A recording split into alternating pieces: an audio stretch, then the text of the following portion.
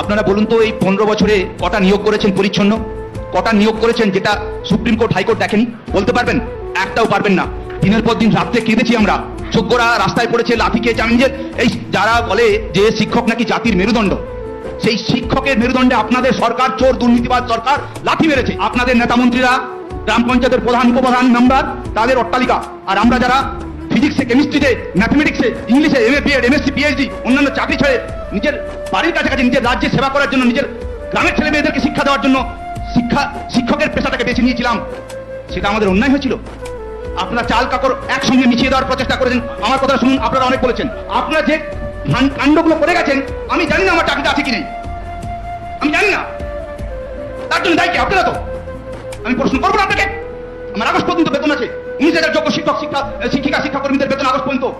তারা জানি না তাদের চাকরিটা, তাদের কি অন্যায় করেছে। এমন ফেটে দিয়ে গেছেন আপনাদের এই অপদার্থ চোর সরকার, একটা অপদার্থ চোর দুর্নীতিবাজ সরকার। আগে আপনাদেরকে দায় নিতে হবে, তারপর আমি নতুন সরকারের কাছে প্রত্যাশা দাবি করবো। আপনারা কোনো কথা বলবেন না, আপনারা কোনো কথা বলবেন না।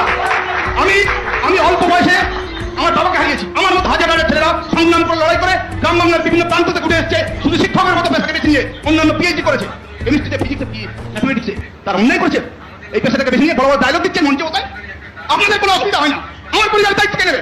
আমার কাছে 19,000 যোগ্যদের দায়িত্ব কে নেবে? বলবো আমি, আমাকে বলতে দিতে হবে। আপনারা বলছেন কিছু করেননি। আপনাদের দুষ্কর্মের জন্য প্রশান্ত স্যার, সুবল স্যার, তারা পৃথিবীতে নেই। কেন?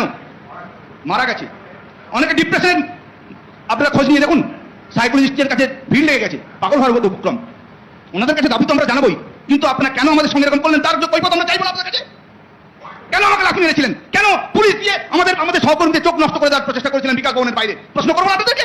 তার পাপের শাস্তি আপনারা পেয়েছেন।